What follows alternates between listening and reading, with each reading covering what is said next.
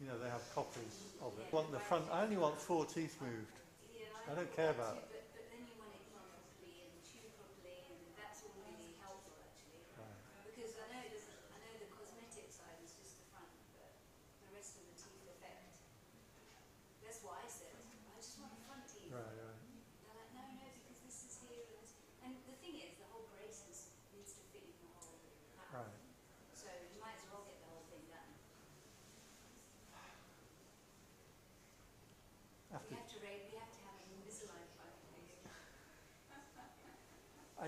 someone I can ask for help on that. I think And there was if you can do it, I would do it. and in Tonbury, there's somebody doing it cheaper. She has better prices. I haven't been there yet. She also does the implants, so I might. Just try to go to the most convenient place that you can. I went to a You few. don't want to be traipsing out. Well, that's the thing. There's a place opposite here So you should that's just quite go cheap, there. but I don't want to be coming because you have to go a lot, right? You have to go every 2 weeks. Well, if you're traveling, they can give you like 3 sets in one go. Okay. Yeah. So if I was away for a month or 2, they would give me 3 sets, and then I would just change every 2 weeks, and then you could put them for 6 weeks or something. But I would just make it easy for yourself. Right. So there's one in Tonbury that's advertising cheaper, but it. Go with it. No, this is the proper Invisalign. No, the cheaper one's called Move, and I went to this guy, and he looked in my mouth and went, "Nah," he said, "You need the proper thing." Apparently, it's all right if you just have if you have some adjustments. But, so, and I went to 2 or 3 guys, and It's a difference of, I don't know, 5,000. no, it was a lot different. 15,000. No, like the Move was about 40,000 baht. Invisalign was 160. I mean, Oh, no, go with Invisalign. huh? Invisalign is better. So the Because you know what, you don't want complications when they're moving it around. Just, anyway, they shook. There isn't any chance. It's too bad to not do Invisalign. There's no okay, so question. there you go. Perfect. Decision made. There's nothing to think about. I was on the cusp, and then this one shattered. Maybe it's So that's already cost 20,000, and then this one is going to cost. So I'm like, at the moment, I just want to not have something cutting my gum. Then for a year I can. But I have 3 years left on my visa, so if the Invisalign they said is 2 to 3 years for my teeth. So I kind of have to do it now because I know I can be here for that time. It's good. I think it's actually a good thing to do. And I like gum shield. I just like the feeling of it. Like that doesn't worry me having this thing in.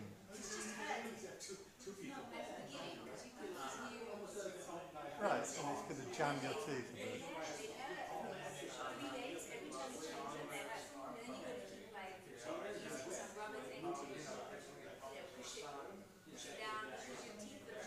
Right. But it's fascinating. Yeah, I think you would totally. I saw all the computer The stuff. next 3 years, you had a whole load of stuff. It's kind of, I need to speak with them, but nobody notices. Yeah. See what he says on Thursday. It's fascinating. If he's going to. Technology that they use. Right. Yeah. It's fascinating. I did find it. There's an Indian guy, and he speaks fluent English, and it's like my dentist that I use is local, and I'm really happy with him, but he mumbles. I hate people who mumble, and it's in Thai, and he has a mask on, and when you're lying, I don't know if he's speaking to his assistant or speaking to me. And then when I get up, I find I've agreed to a whole bunch of stuff. I have no idea what was talking about. So, no, he's in every other way. He's just brilliant. I'm very happy with him. But I did find that this Indian guy who has a really posh, like, nice clinic called Smilebox. fluent English. It's like, oh, it's so nice to speak to someone that. But his one is 160,000. The one local, more local to, well, the one I saw on Facebook going cheap. That's a lot.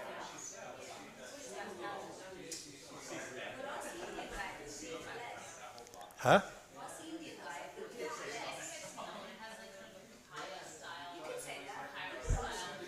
Yeah, they had this, if you pay up front, it comes down to 160. But I just had confidence in him because he knew what he was talking about.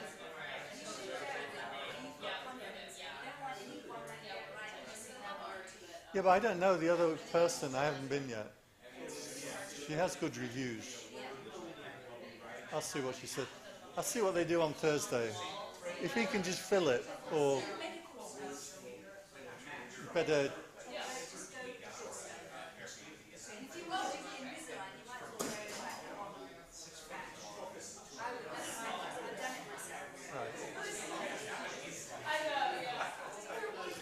Your teeth are great.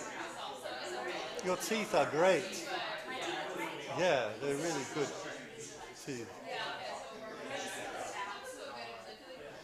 But I don't need to look pretty. Look pretty.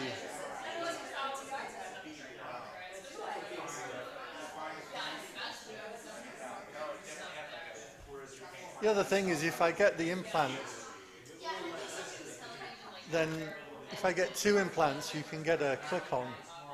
And you're basically, I mean, that obviates Invisalign. I don't know.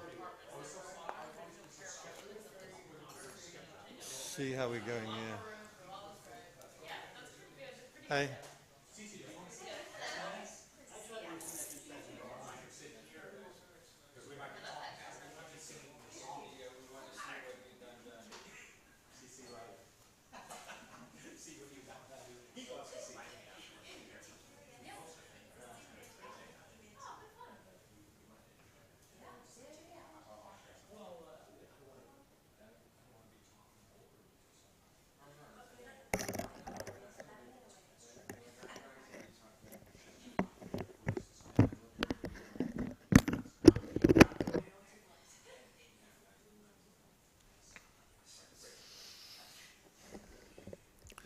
Okay, we can get started. Anybody here completely new to meditation? Okay, good. We're all experts.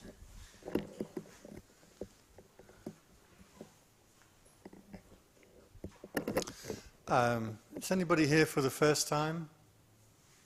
Okay, a couple of people. So we usually will sit for half an hour or 25 minutes or so.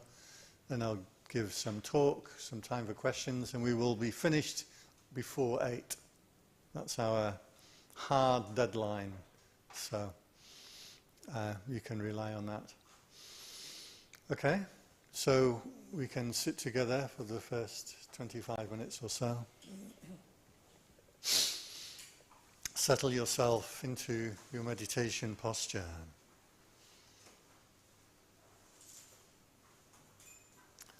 Please feel free to follow the meditation system you are accustomed to.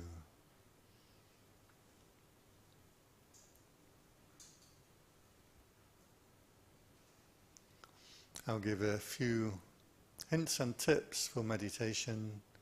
Please use what you find useful and put aside anything that doesn't relate to you. All meditation, good meditation requires a body awareness of some kind. This can be the sensation of the breathing through the nose, through the center of the body, or the rising and falling of the abdomen, depending on your teacher and the system you are accustomed to.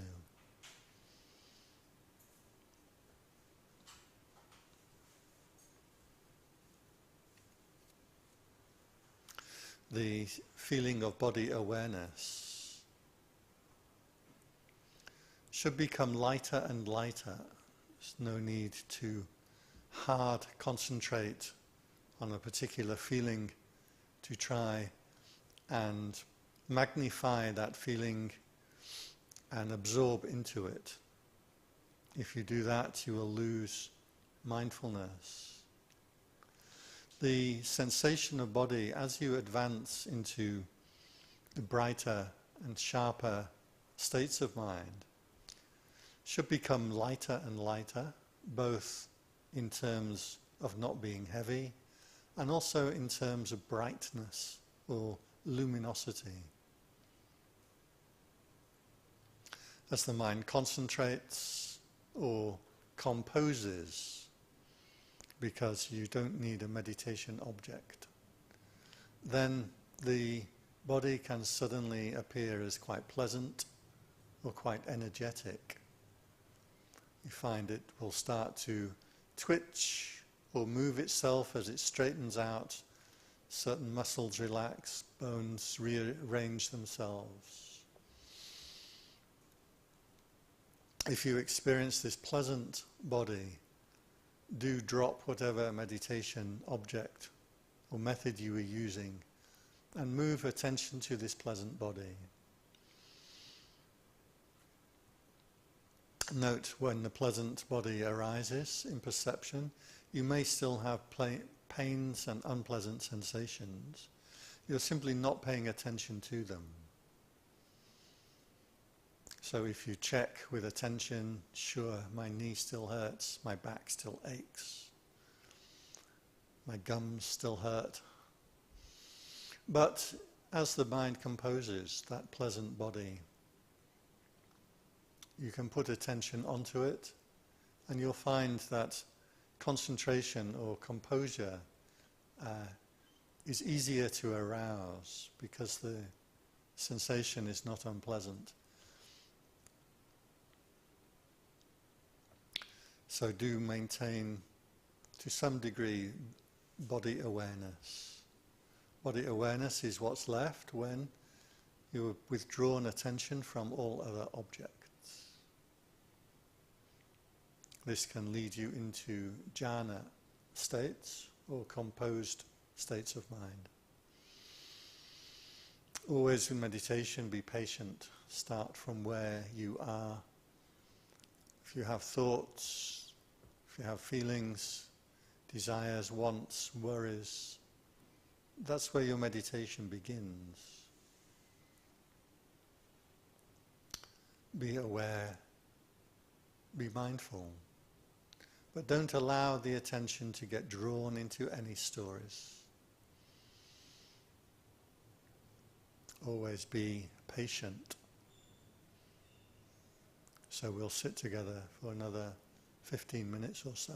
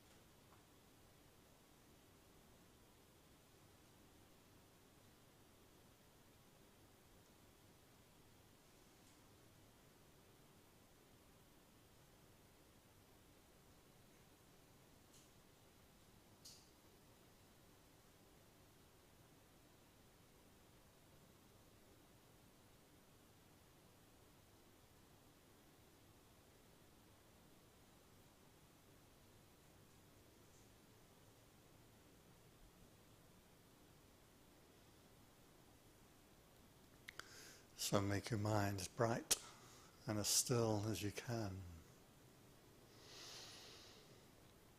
Be aware.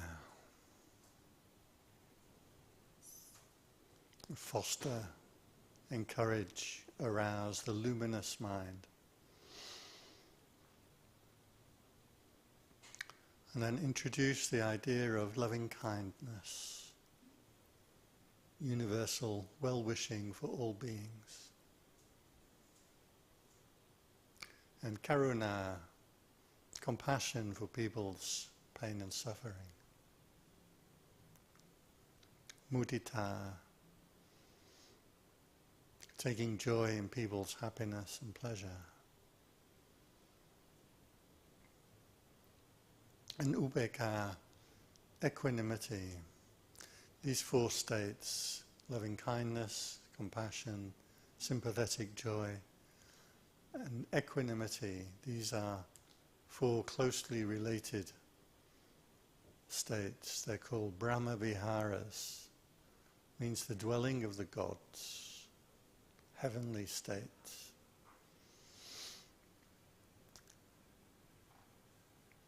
Arouse one or all of these feelings any way that you can. Use imagination, use a mantra, use visualization. Any way that you can arouse these beautiful mind states is good.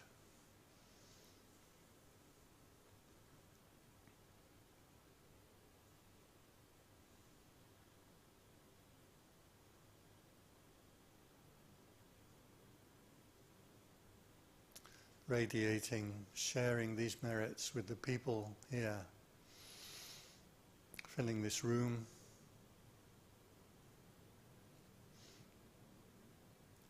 with the universal metta, loving kindness.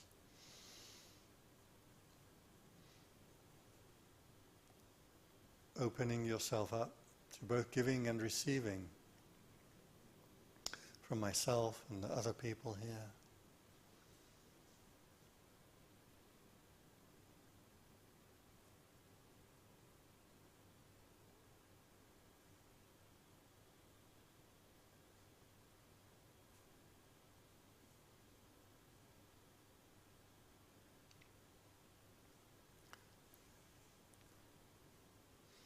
Gathering together the energy of the whole room, the merits of all the people here, and calling to mind those friends and family and people who you know are suffering or ill or dying or passed away. Share the merits with those people.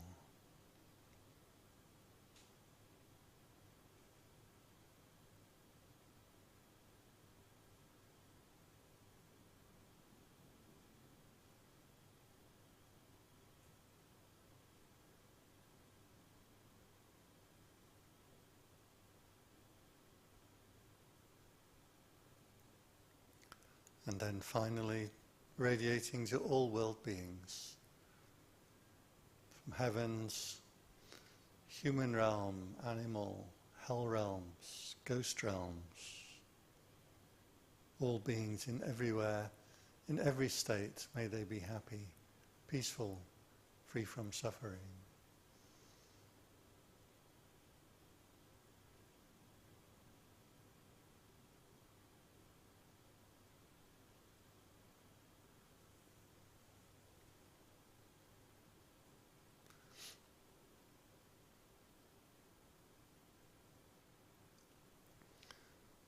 Sabbe buddha balapatta pachekanancha yang balang arahanta nancha tejena rakang bandami sabha so sabba buddha nubhavena satta soti bhavantu te.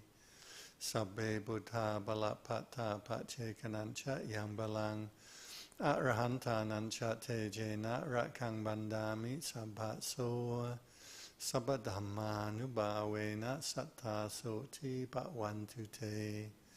Sabbe buddha balapatta pachekanancha yang balang Arahantanancha tejena rakang mandami sabbaso sabbasanghanubhavena sattasoti bhavantu te.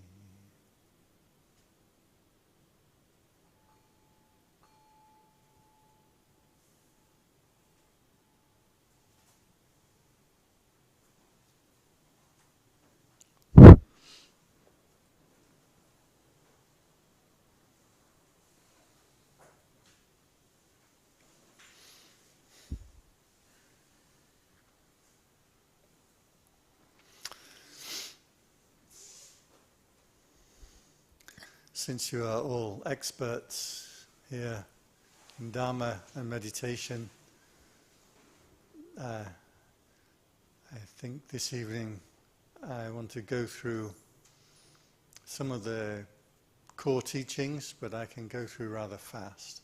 Sometimes I like to zone in on one particular thing and talk about it very carefully and clearly.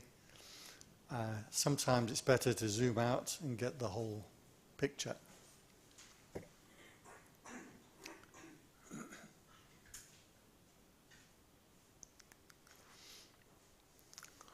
I feel a bit lispy,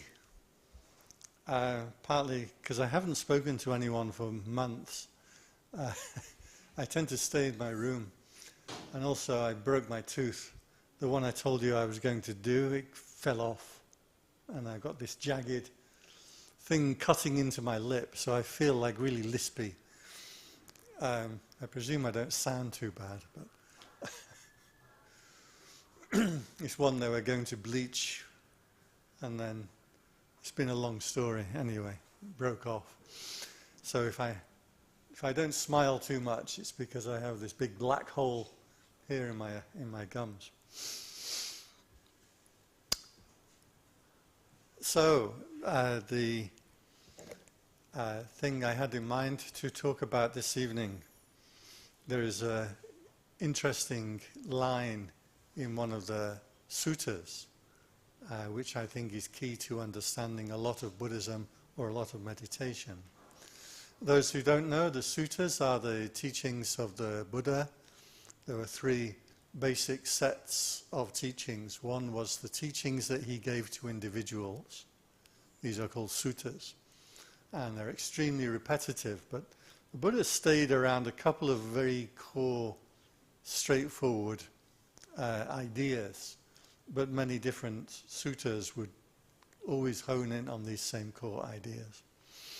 He also, and in the suttas you see the Buddha being extremely wise and people coming to him and being wowed by his teachings and overcome with awe at the magnificence of what he said. So we jazz it up a bit, in other words.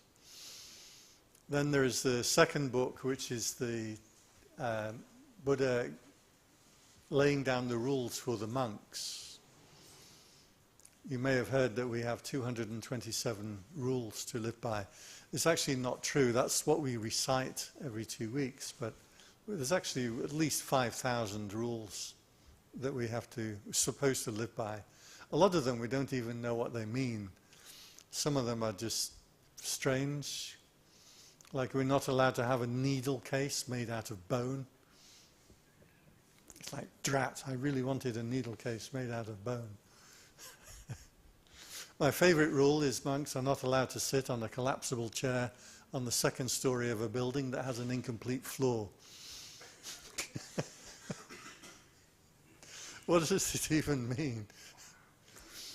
So in that set of teachings of Vinaya, we find the complete opposite. We find all these monks getting up to bad things and the Buddha having to come and lay down rules. So you get a much more humanistic view of what things were like at the time. And the third set of books was the Abhidhamma, which is the basically a lot of lists of things. It's like a structure of the universe. Everything from thoughts and desires and form and perceptions and colors and everything is all laid out in this enormous book. So the suttas are the teachings we normally go to. The main sutta that people will have familiarity with was called the Satipatthana Sutta, which means the foundations of mindfulness, or stations of mindfulness. Sati is translated as mindfulness. Patthana means a station, or a post, or a setting, or a place. The word sati actually means to recollect.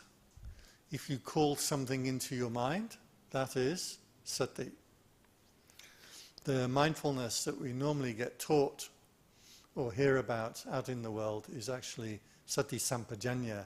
So sampajanya means awareness. Sati means to call into mind. So sati sampajanya together is what most people are understanding to be the meaning of mindfulness. When I first came to Buddhism, when I was 21 years old, in a town in New Zealand where even New Zealanders don't go, and I first read about Buddhism because there's not much to do in New Zealand, so I'd been in the library and I was pulling out random books, and I got a random book about Buddhism. It's very hard to get information about these things, and there's only 5 books on Buddhism in the library in this town, and the town is at least 3 hours from the nearest other town. That was all I had to go on. Even so, I tried to make a meditation practice. It was hard to get information on what mindfulness was at that time. And then we'd go to the monastery and things were recorded on tape cassettes. So many people these days don't remember what tape cassettes were. We have in my temple here in Bangkok, we have a museum and we have old tape cassettes. And some of them with reels. And I say to the kids that come through, when you say you're taping something, it was actual tape around a spool. And oh wow, we didn't know that. We have some dial-up phones. I always challenge people, like, ring a number on this dial. People don't know how to use a dial. There's even one guy, he came with his son, he's 40 years old, and I challenged his son, who was about 15. I said, I bet you don't know how to use a dial phone. His father didn't know how to use a dial phone. You all know how to use dial phones, right? Remember, you used to hate people who had zeros because it would take like 5 minutes for it to dial all the way back again. You're like, forget that guy. If you want 9s in your numbers, it's nice and quick.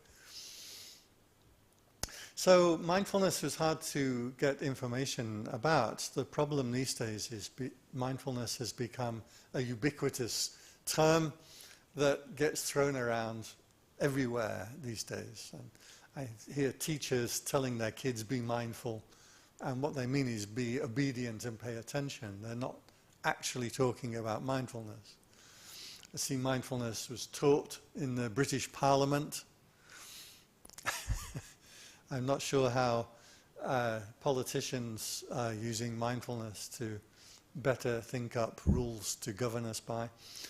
Even the British Army was being taught mindfulness, presumably how to kill people with compassion and mindfulness. With guns, talking about not being able to use technology. I know someone who couldn't use a bow and arrow.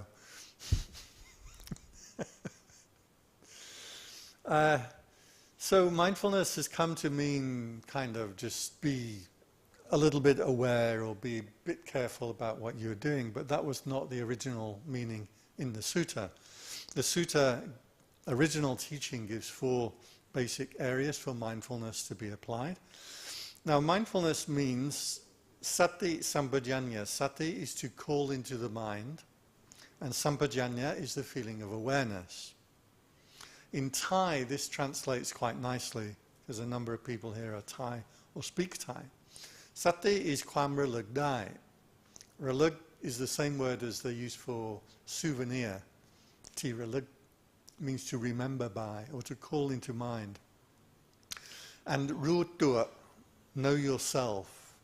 In Thai they have no problem with this word tua, which kind of means self, more or less. For some reason in English language we have this idea that there is no self and you can't ever have any idea of a self. That's incorrect. So the Thai is very good on the translation. Kwam relug or relugting kwam ru tua, calling to mind the knowing of yourself, remembering of yourself. The word sati is closely connected with remembering in terms of not remembering to do something, but remembering as in calling into mind. So there were 4 fields to which you pay this. You remember yourself while engaged in these 4 fields. The first field is body awareness. So this can be different kinds. The main kind of body awareness people use is breath. If you are aware of your breath, then you have body awareness. There are other kinds of the 4 elements of the body as a sealed bag of skin filled with unpleasant things. This was an actual, what the original teaching said. What it meant was to view the body in an unpleasant aspect in order to break attachment to the body, both to your own and sexual attraction to other people's bodies. Mindfulness of refined movements, so standing up, sitting down, reaching forward, reaching for doorknobs, opening doors, going to the bathroom, any kind of movement we can bring attention to. But note, the original didn't say you become mindful of these things. It says you recollect awareness while doing these things. It's a difference of emphasis. If I say be mindful of washing the dishes or be mindful of walking down the street, your attention is directed outwards into the action, into the activity. You're getting absorbed into your activity. This is the opposite of mindfulness. Mindfulness is recollecting your own awareness while you are engaged in these things. So being mindful of doing something, that was not the original teaching. And that's often how mindfulness gets portrayed, is be mindful of walking, or be mindful of sitting, or be mindful of talking, or be mindful of training in the army, whatever it is. You have mindfulness everything these days. They seem to attach the word mindfulness to something and it makes it somehow more holy. So mindfulness is calling into mind that awareness or self-recollection, knowing yourself, so that you don't get absorbed into what you are doing. A little different to the way that common mindfulness is being taught these days. So the first field was body. Any way that you can be aware of body is fine. You recollect yourself with that body awareness. As you go into the more refined states, jhana states of composure, where things start to get more interesting and more powerful and more bright, a body awareness will accompany you through all of these states. This will be a generalized body awareness, so you're not focusing on a particular point. This is what I got wrong those years ago in New Zealand when I was trying to meditate, having read all five books that were in the library about Buddhism. Because it said focus on your breath. So I did what every red-blooded Englishman, confused Englishman would do. I sat down, I screwed my face up, and I just focused on the breathing at the nose. I remember at one point I entered into this weird state where my whole body disappeared and became a nose with breath going through it, and it was a really amazing experience. I remember it quite well. And I thought, yes, this is meditation, and this is meditation. And a few months later I got to go to a monastery and I told the teacher this, and he said, by gosh, that sounds a little weird, but it's not meditation. It's like, wait, what? That was the pinnacle of my experience. The problem is that you're focusing, or I was focusing on an object. I was creating with my mind a perceptual object and clamping my mind down on it. This is specifically not what you're supposed to do. It's supposed to go the other direction of withdrawing the mind from going to objects and going into this generalized body awareness. The second foundation of mindfulness, mindfulness of feeling, or Vedana, which means liking and disliking. Some scholars may disagree with me and they say it's pleasant sensation, unpleasant sensation. I accept that fully. However, pleasant sensation and unpleasant sensation we normally assume is in the object. For example, if I eat Marmite, to me that is pleasant sensation because Marmite is pleasant. If you are American, Marmite will taste like road tar and you will experience it as unpleasant. So is the object, Marmite, is it pleasant or unpleasant? That depends on you. Again, coming back to yourself away from the object. So Vedana really means liking and disliking. Do I like the object or do I dislike the object? Whatever object it may be. Donald Trump, Thailand, rainy season, Marmite, whatever it is, whatever you can put your attention onto, your mind will react with liking and disliking. If you're observant, you will also add into that neutral feeling that you can in fact look at objects which are neither pleasant nor unpleasant. Most people don't notice that because we're too caught up with liking and disliking things. Not many people feel the feelings in their ear, which is neutral, right? It's not pleasant or unpleasant. You don't bother with it because it's not interesting. So this pushing and pulling of liking and disliking, the Buddha said, you maintain this awareness, recollection of your own awareness while this liking and disliking is going on. Third foundation of mindfulness was citta. You know your mind. Is it bright or dull, expanded, contracted, concentrated or scattered? Is it in greed, hatred, delusion? The reason we pinpoint this citta or mind state is this: mind states are not immediately dependent on the object of attention.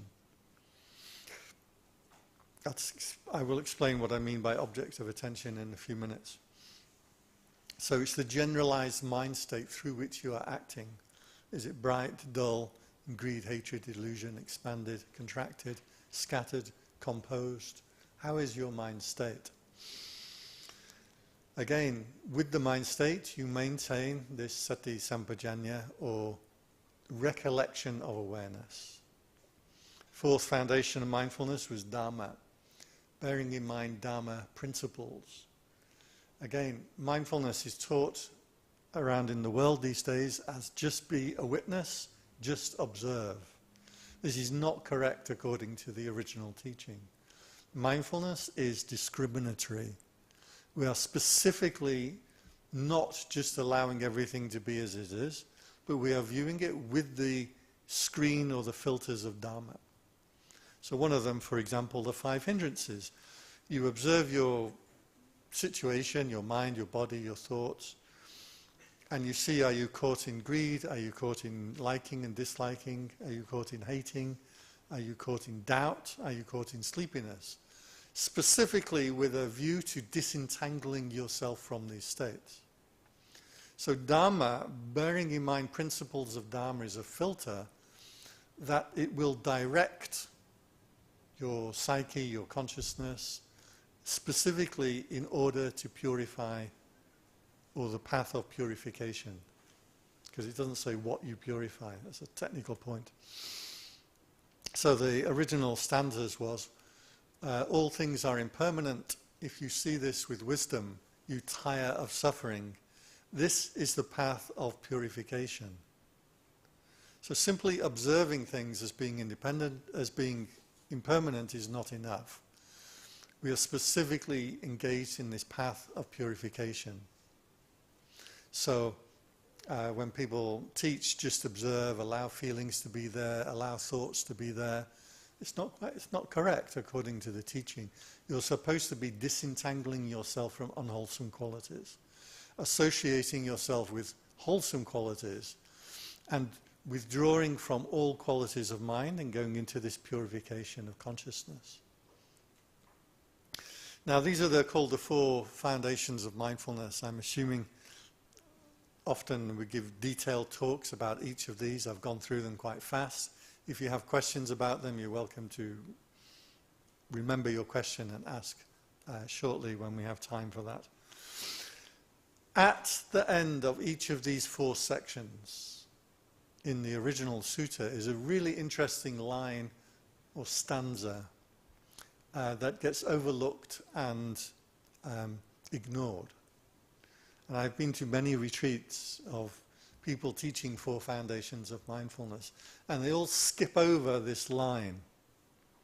And it comes at the end of each of these 4 sections: body, liking and disliking, mind, and Dharma.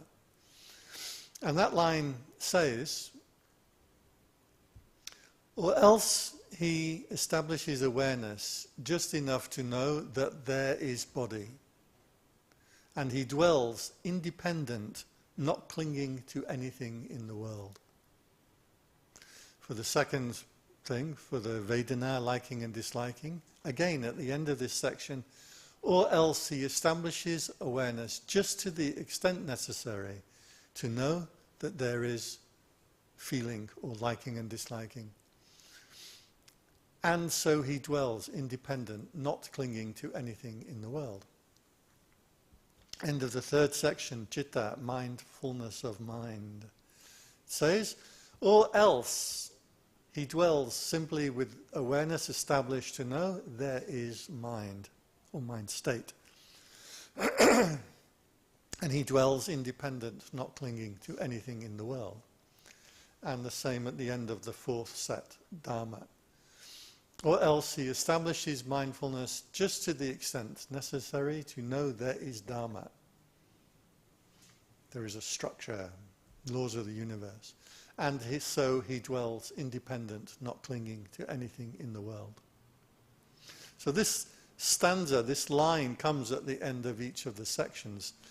All the Dharma teachers that I've been with, they focus on being mindful of the body, and they talk very lucidly about the body and different ways to consider the body, and the 32 unwholesome parts of the body, the 9 charnel ground reflections, the refined movements of the body, the 4 elements, all kinds of different ways that you can be mindful of body.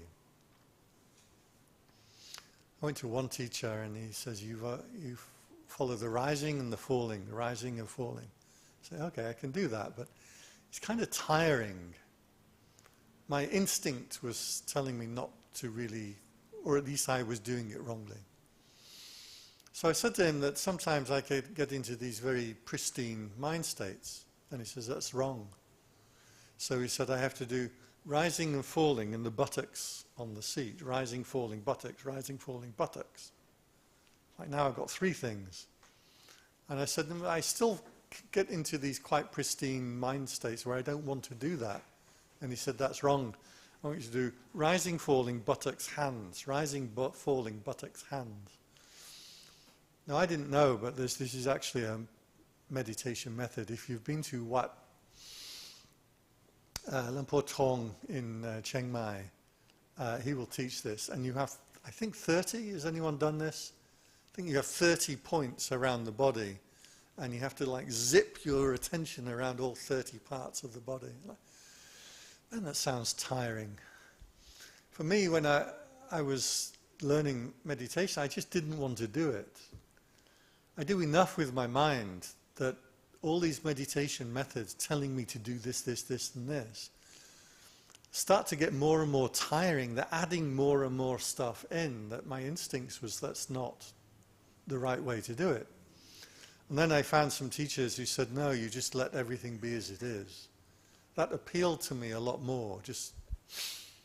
So I learned to sit and just, if I have thoughts, I allow my thoughts to be there. If I have feelings, anger, annoyance.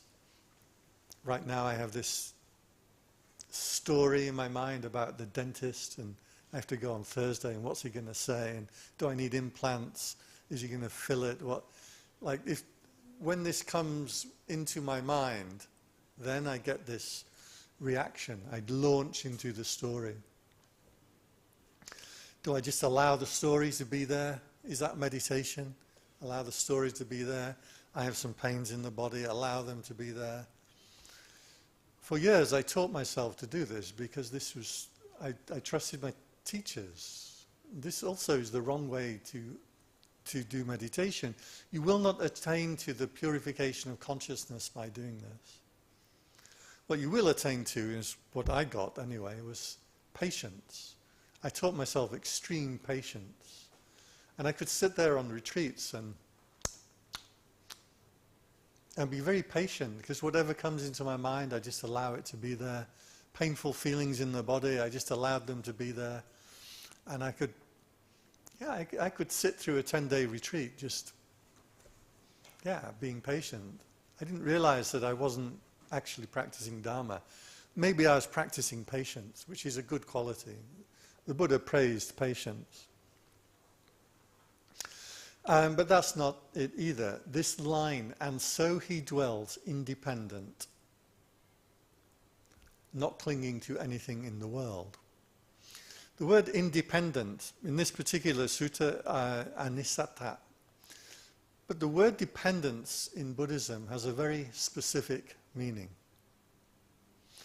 Dependence means there is an object of attention.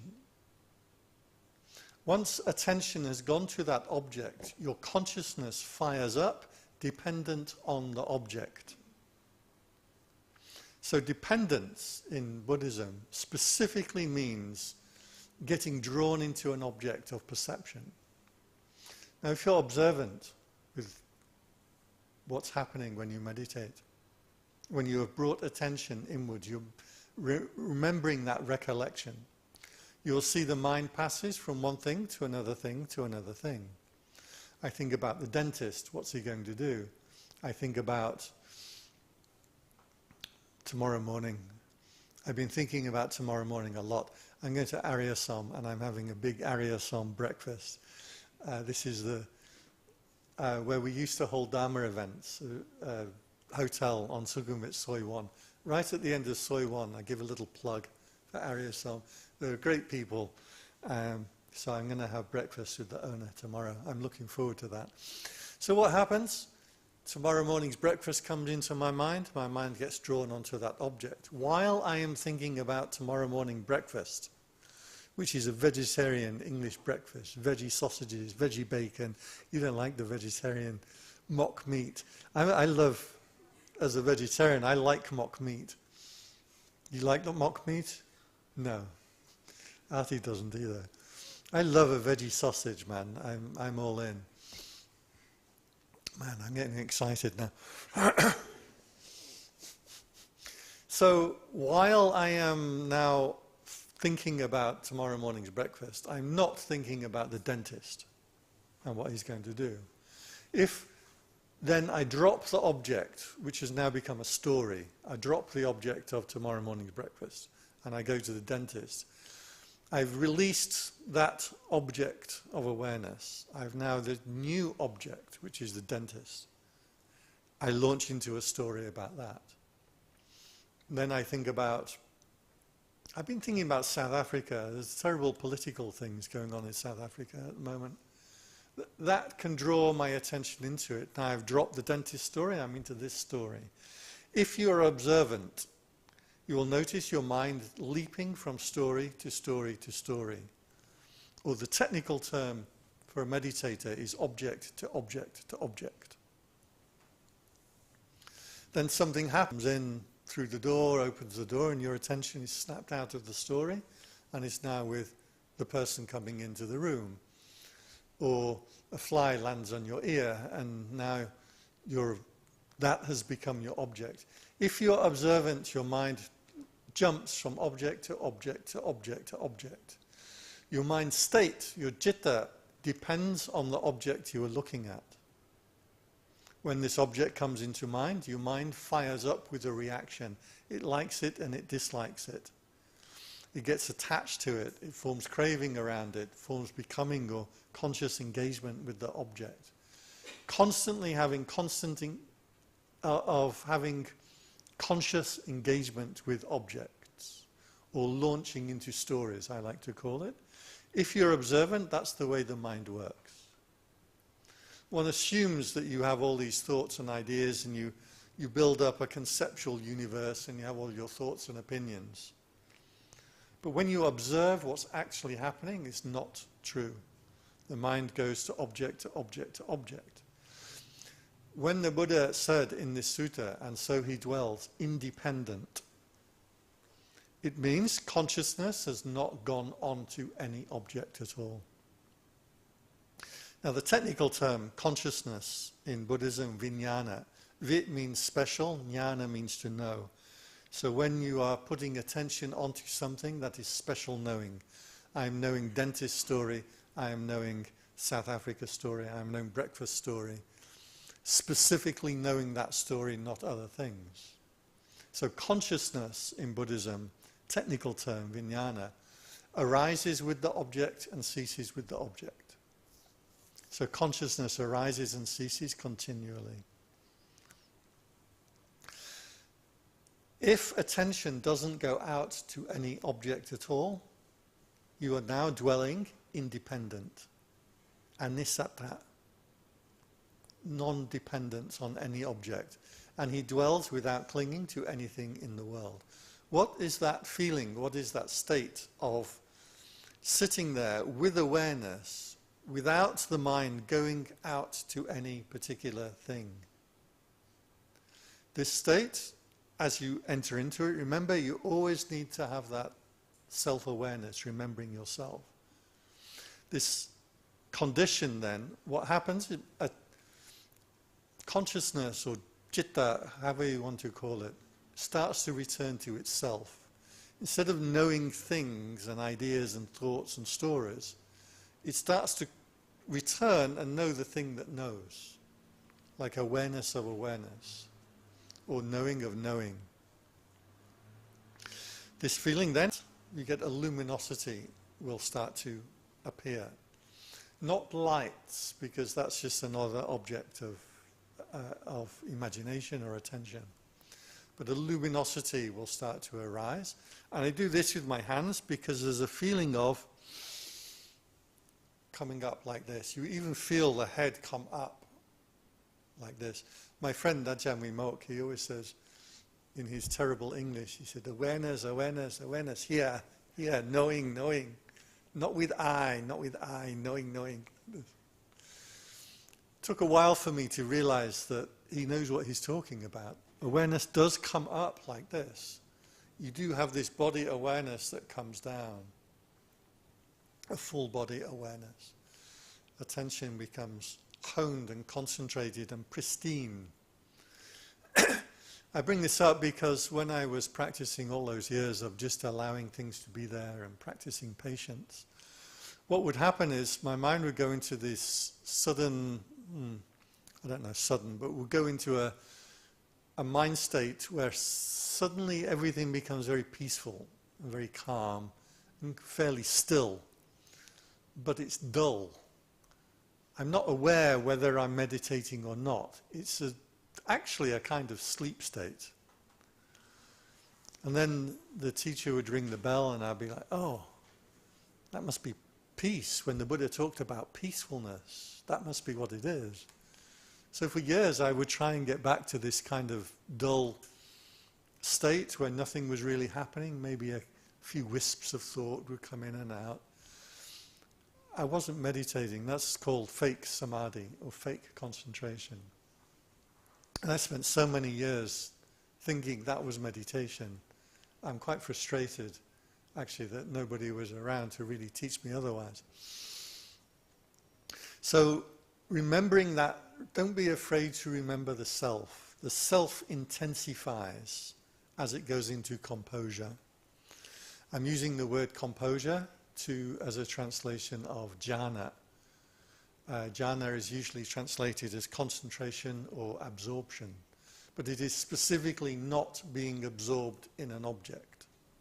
You are dwelling independent, not dependent. If I meditate onto an object, visualization of a crystal ball, a mantra, a feeling in the body, what I'm doing is I'm making an object of attention and I'm dwelling specifically in dependence, depending on that thing. At the end of each of these sections of the original sutta, the Buddha says, and so he knows, establishes mindfulness just enough to know there is body, there is feelings, liking and disliking. There is mind state, there is Dharma, and he dwells independent, not clinging to anything in the world. Now, if thoughts and feelings do come into the mind at that time, you do not pay attention to the features of it. So the dentist story may wisp its way into my mind. I do not pay attention to it. I don't let my attention get drawn into that story. That's independence. So this specifically is what the Buddha was talking about. To dwell independent means you can't have a meditation object that you are absorbing your attention onto. I hope that's reasonably clear. This is the thing that I got wrong for so many years, because I thought meditation was putting your attention onto the breath or onto a mantra. My temple is terrible. You have to have a visualization of a sphere of light inside the body, and you have a mantra, and you have the breath running through this thing. It's like so many things you have to put together. So don't get caught into putting attention onto meditation objects. If you need to, then go ahead. Sometimes you need to do that. Particularly caught up in something, especially some negative quality, then you might need to specifically put attention onto metta, loving kindness, to unbind yourself from hating or disliking. Sometimes you need to put your attention onto compassion, or you need to put your attention onto the idea of patience because you're impatient. So using these qualities as a way to disentangle yourself is skillful action. So I praise, and the Buddha praised, developing skillful qualities. But at the end of every stanza, remember, he always says, or else he dwells independent, not clinging to anything in the world. That sense of independence, brightness, consciousness is not depending on any object, or is not going to any object. Body awareness will be there, brightness will be there, a pristine equipoise will be there, a sense of self will be there. Not self as in your ego or your personality or your thoughts and feelings and wants and desires. That's long, long gone. But an intensification of the sense of presence and consciousness. I'm throwing these out. These states or these insights will arise from time to time for all meditators. When I look back now, I see so many times I was going into the correct way of meditating, but I was getting distracted because of the various teachings that I'd had that were moving me into the wrong direction. I've spoken to a lot of people that have intuited this stuff too, but have got confused again by teachers who can't recognize or don't talk about it. So I'm putting these things out for you so that as it starts to arise, you will recognize it when it happens. In the meantime, keep slogging away at your meditation. Patience is a great virtue, and you do have to learn to be able to sit there with an uncooperative mind for days, weeks, months, sometimes.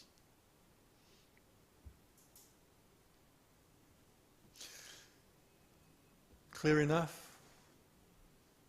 I've jumped through a whole bunch of things today, but since you all said you are experts.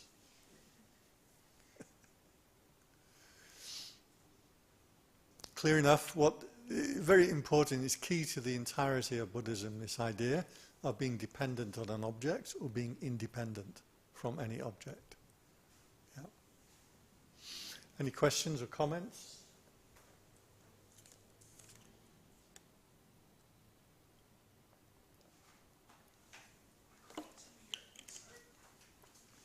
Go ahead. Could you say a little bit about when you get stuck in a negative, strong emotion, and like how just how to deal with that when it's just because it's in the body, right? It's not just a thought, and you might let go of the story, might let go of the thought, But it's still the emotion somewhere in your body. Yeah, it's like and it feels not nice. Can you all hear that? Okay. She's saying when you get caught in a really negative emotion, that kind of gets embodied and really sticks with you. There's a lot of Dharma talks out there, and this actually is what passes for Buddhism in many times, that people talk about how to let go of anger and how to blah, blah, blah. And I've never really come across a method that just works. The only thing that I've found that actually works in these things is a determination to unbind yourself from it. And I have this word that the Buddha used, tangled, to get tangled in. It's one sutta, maybe I'll bring it for you next week. He says, tangle within, a tangle without. How can one disentangle themselves from this tangle? And the Buddha replies, when one has cut off attending to objects of perception, in this sutta is nama rupa, then one has disentangled from the tangle. So that's honestly the only thing that I found, the common thread amongst all the different methods and all the teachers that have all these fascinating ways to deal with anger and frustration and fear, is the determination to disentangle yourself from it. Sometimes that just takes a long while. I had this thing with the visas. When they again this year they cancelled my visa, and I got this horrible anxiety arise in my body. And like you say, you can let go of the story, but it's just there in my stomach with this. I think I was probably overreacting, but it just does get embodied, and there's nothing you can do but accept it and let it be there, and know that sooner or later you will disentangle from it. But it's really hard, and it just stays there. It doesn't matter how you put your mind onto something else, it's just embodied there. So yeah, in that case the best method for me was I got my visa. So. And really, honestly, because I went to the Jengwatanat, and I usually walk from the rail station. It takes about an hour to walk from the SkyTrain station. And the whole way there I just had this queasy, awful feeling, because I would have, I think, 5 days to get out of the country if they weren't going to issue the visa. The problem was this TM30 stuff, and my temple wouldn't issue the correct documents. And then when I saw her go, ba-dum, ba-dum, ba-dum, like the feeling just, like instant, like relief, as I saw the documents going through. It's quite fascinating. So yes, what can you do? I don't know. You just have to be determined that some way or other you're going to disentangle yourself from it. What will you do at the end of your life when you know you're dying, when you know you're really sick? If you haven't practiced this stepping back from all objects of perception, if you haven't practiced this purification, if you don't have that confidence and knowledge that it's there, then how do you deal with this kind of issues? My good friend at the moment, Mimi, her husband is dying, or he's had, I mean, everything's just falling apart, so I'm going to go and see him tomorrow. How can she deal? You can't talk about let go of all objects with her. It's too much for her to deal with. So you can only be with those feelings and emotions. Not be afraid of them. That's a big thing. Be willing to feel them. Same for Claude, although he's quite chill. He's a Frenchman. He's quite relaxed somehow. He's much more relaxed than I am. I saw him some years ago. He had cancer of the gallbladder, and I thought he was in hospital just for like a checkup, or he was going to have the operation the next day or something. And so I went in just to keep him company, and I'm there chatting about dentists and visas and all kinds of stuff. And then the nurse came in and said, "Right, you're off." And he's like, "Oh, I'm off for my operation now." I'm like, "Now?" And I've been talking to you about the nonsense in my life. And he was just completely chill. He's just like, "Yeah, I'm about to have my gallbladder removed, but don't worry, tell me about your..." So I really look up to him for that, his ability to know that serene spot, even in the midst of kind of life-threatening danger. That was about 15 years ago, so the operation was quite successful, and he did well since then until earlier this year.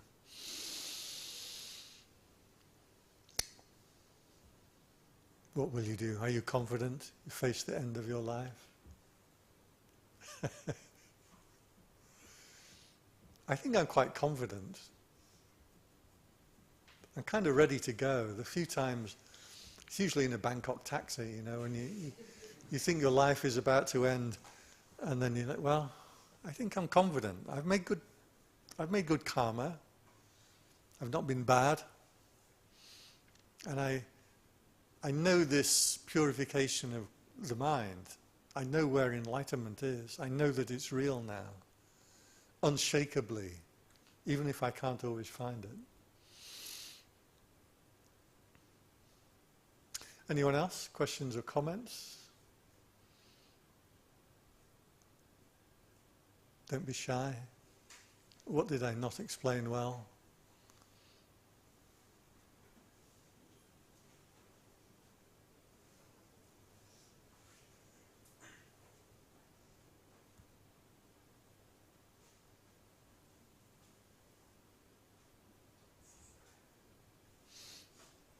All good?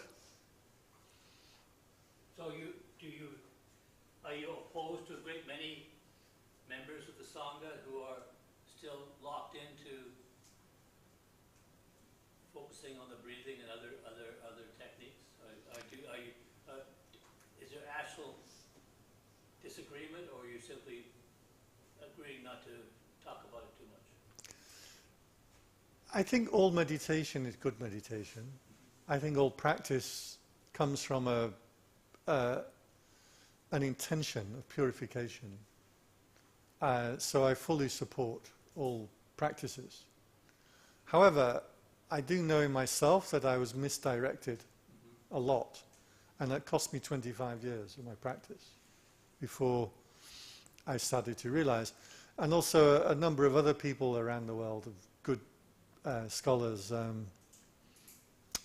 Bhante Kumara is one of them, and he suggests this word composure rather than concentration, because concentration implies concentration on an object. So he suggests we use composure, not concentration. I really like that, because you do compose all these elements. It's not concentrating on an object.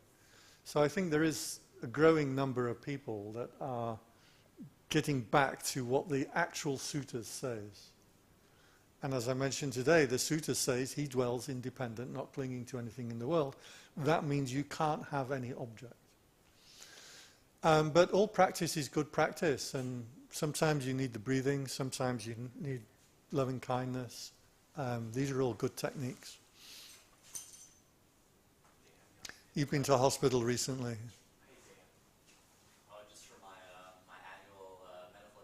Okay. So, yeah, I thought you'd be impressed with my psychic powers, but you realize that I spotted your bandage. Yes. Just on the topic about meditation techniques, like I know, like for people who have less meditation experience, or if they try to, I guess, practice the teaching that you're speaking of, like dwelling independent, it'd be almost impossible for them to do it on day one, because like their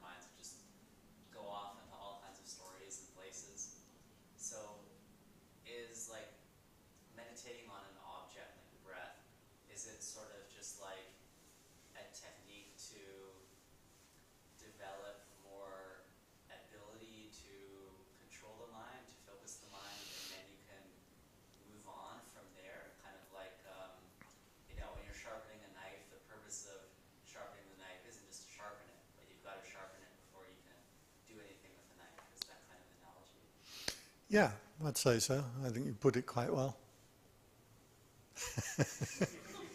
You put it exactly right. That's right. It's one of those. These are practices that you do to get accustomed. You've got to get accustomed to sitting and the posture. You've got to get accustomed to knowing where attention is. So you put it onto the breathing, not so that you absorb in the breathing, but that intention to follow the breathing means you start to know where the attention is going. That knowing as the object, as the attention is picking up object after object, that starts to grow. So all of this dovetails in.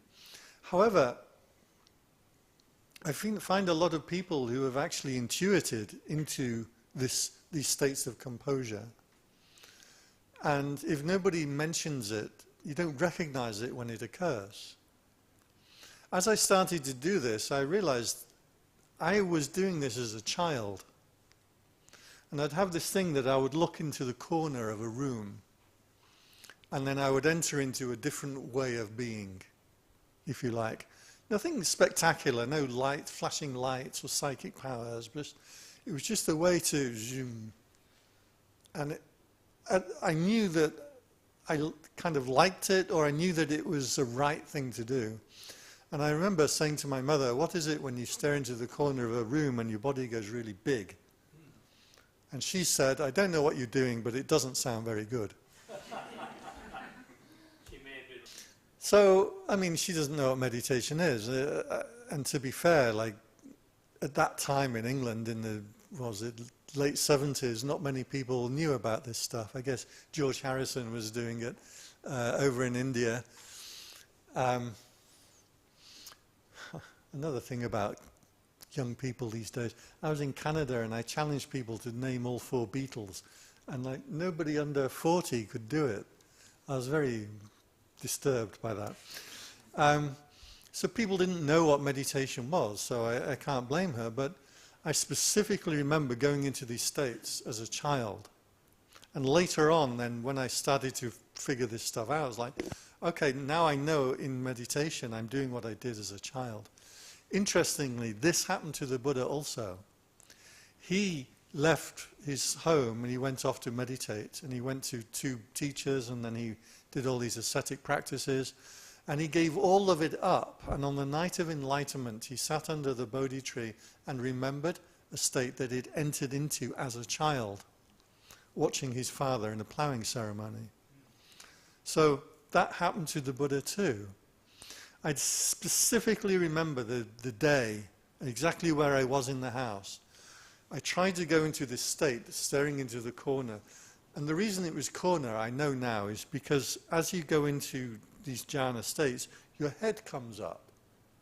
You'll come up and you'll meditate like this, because it energizes, self-energizes through the body.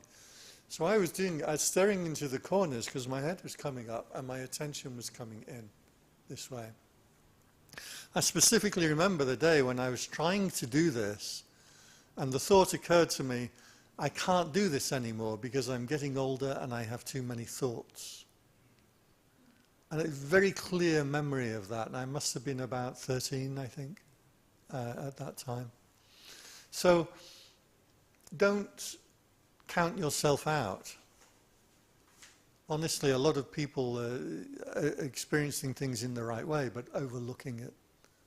Yeah.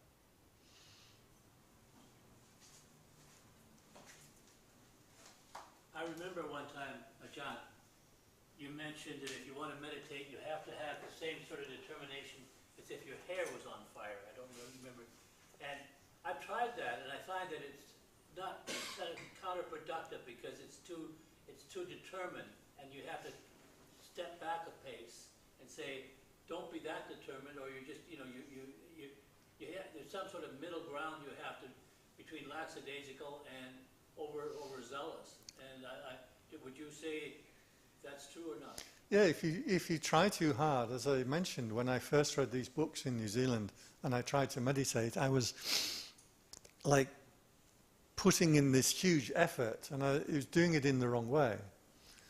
However, that particular quote comes from the Buddha, not from me. I know I know I said it, so it did come from me, but the Buddha was talking about putting forth effort in meditation. And he said, just as a man whose hair or turban is on fire will put forth effort and urgency to put out that fire, so you should make this effort in your meditation.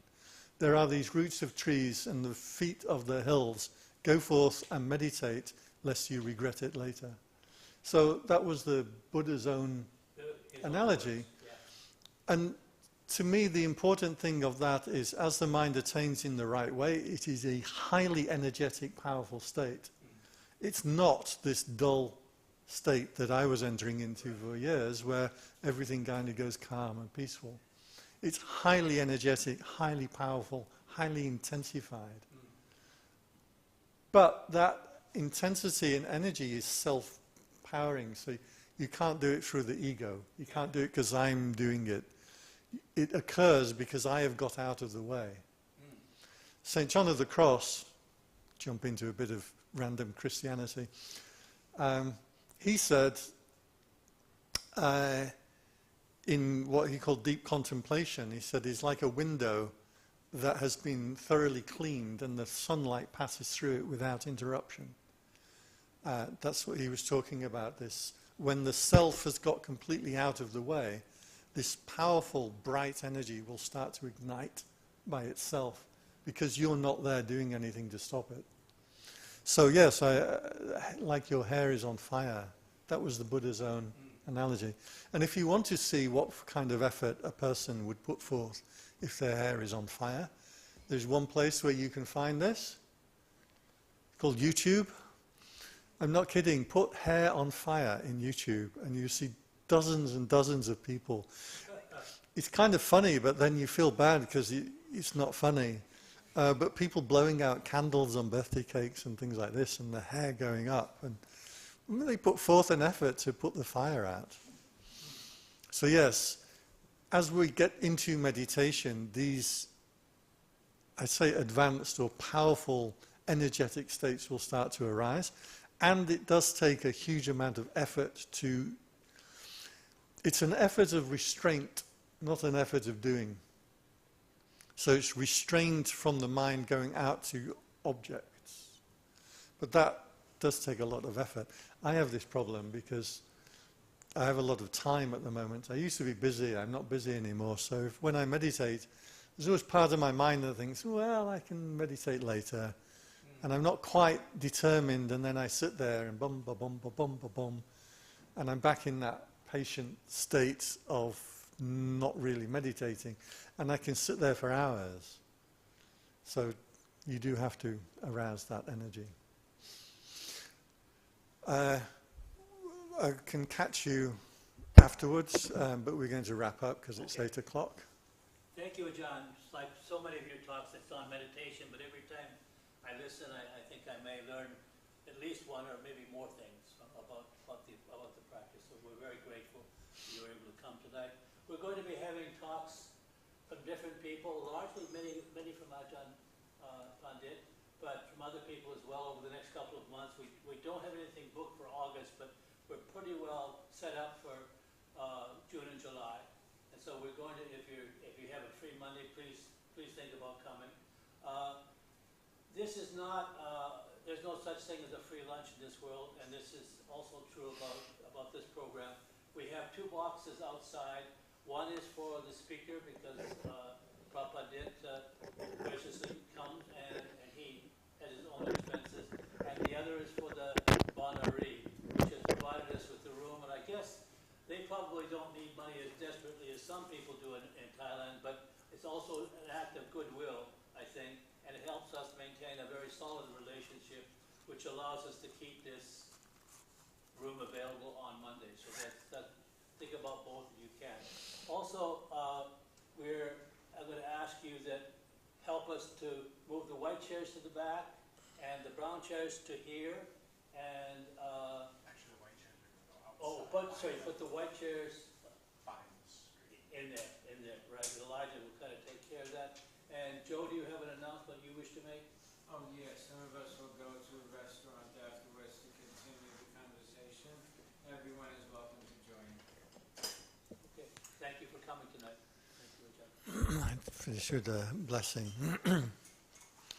Sabitiyo vivajantu sabbarogo ina satumate bhavat vantarayo sukhidikayuko bhava abhivadana sili sanicang Buddha pachayino chattaro Dhamma vadanti ayuvano sukhang balang. So I'll be here next week. Topic is desire next week. What's wrong with desire? Next week. Okay.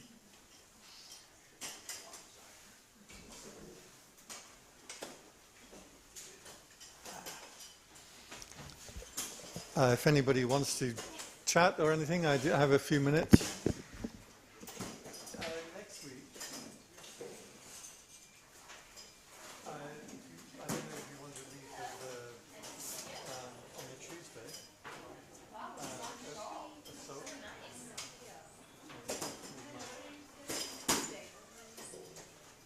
Well, I'm here next Monday. Tuesday, Yes. I'm going to go to Sunday, so to Samuel spoke. Yes. Who's the place? Chamlong, the vegetarian food Oh, court. yeah. So I want to pick up my veggie sausages. I didn't realise you liked veggie sausages. Okay. And that's where I get them from there. Ah, yeah. So this Friday I'm going to Bali.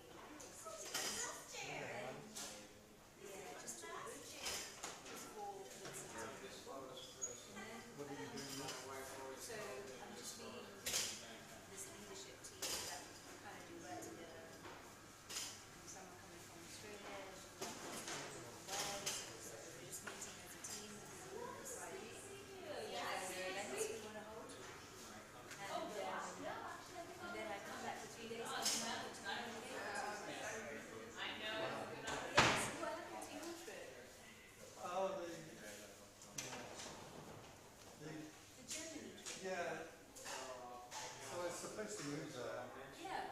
but I kind of put it off for probably 1.5 years. I vacillated, and then I said, okay, I'm going to go, and then they've already given it to someone else. So it was my fault. I didn't move fast enough. It's the Ajahn Chah group, so they don't take months from outside. So I can go for a few months, but I can't stay. What But would you like to do now? Like, well, next few months, next year, this Um, year? we should be opening a meditation centre in Lyon. Really? Yeah, so I've got to. Who's speaking? The abbot and Yamimok and myself Fantastic. kind of laid it out because we've got the road, water, electricity,